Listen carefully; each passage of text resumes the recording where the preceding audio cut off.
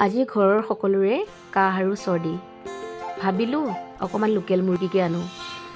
Local মুৰ্গীখিনি আনি লৈ মই ধুনীয়াকৈ ধুই মেলি তাতে আদা, নহৰু, শুকান জলকীয়া, পিঁয়াজ সকলোখিনি দি সানি লোৱাৰ পাছতেই এইফালে কেইটামান জালুক পিচি ল'লোঁ। এয়া শুকান জলকীয়া আৰু আদা, নহৰু। এইফালে কেৰাহী এখন পাতি লৈ তেজপাত আৰু শুকান জলকীয়া দি পিঁয়াজখিনি ধুনীয়াকৈ ৰঙচুৱাকৈ ভাজি ল'লোঁ। ভজাৰ পাছতে আকৌ ছোৱালীজনীয়ে নাখায় নহয় লোকেল মুৰ্গী।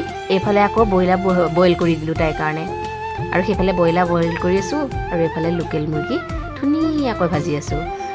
ভাজাৰ পিছত গোটেই নিমখ, হালধি আৰু শুকান জলকীয়া, আদা, নহৰু যিখিনি আছিলে সেইখিনিও দি লৈ আৰু আলুখিনি কাটি থোৱা একেলগে দি দিলোঁ আৰু ধুনীয়াকৈ অলপ দেৰি ভাজি থাকিলোঁ। ভাজি অকণমান ৰঙচুৱা হ'বলৈ দিলোঁ।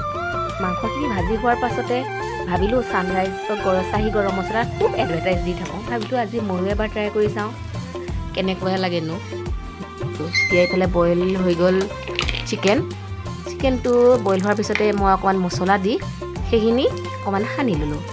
সানাৰ পাছতে অকণমান জিৰা গুড়িও দি দিলোঁ। দিয়াৰ পিছতে ভাবিলোঁ অকণমান ৰেড চিলিও দি দিওঁ, অকণমান জ্বলা ভাৱ এটা আহিলে তাই খায়ো ভাল পাব। তো এইফালে এখন টাৱা লৈছোঁ আৰু বইল কৰি থোৱা চিকেন কেইডোখৰ আলু দুডোখৰ দি ফ্ৰাই কৰি দিছোঁ, যিহেতু তাই ফ্ৰাই মাংসহে খাই ভাল পায়। আৰু বইল কৰি দিয়াৰ পিছত ভালোঁ। এইফালে মোৰ মাংসখিনি আকৌ গৰম পানী দিব হ'ল, দি দিলোঁ। আৰু এইফালে চিকেনখিনিতো কেইডোখৰমান পিঁয়াজ দি দিলোঁ অকণমান সোৱাদ আহক বুলি।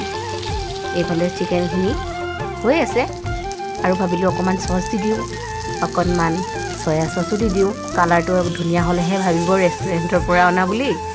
তাকে তাইক অকণমান ৰেষ্টুৰেণ্টৰ নিচিনাকৈ বনাই দিবলৈ চেষ্টা কৰিলোঁ। কিবা হৈছে ক'ব নোৱাৰোঁ। এইফালে মোৰ মুৰ্গী মাংস ৰেডি হৈ গ'ল আৰু চবেই খাব ল'লে। ময়ো আৰু ক'ত ৰৈ থাকোঁ, ময়ো খাই দিলোঁ।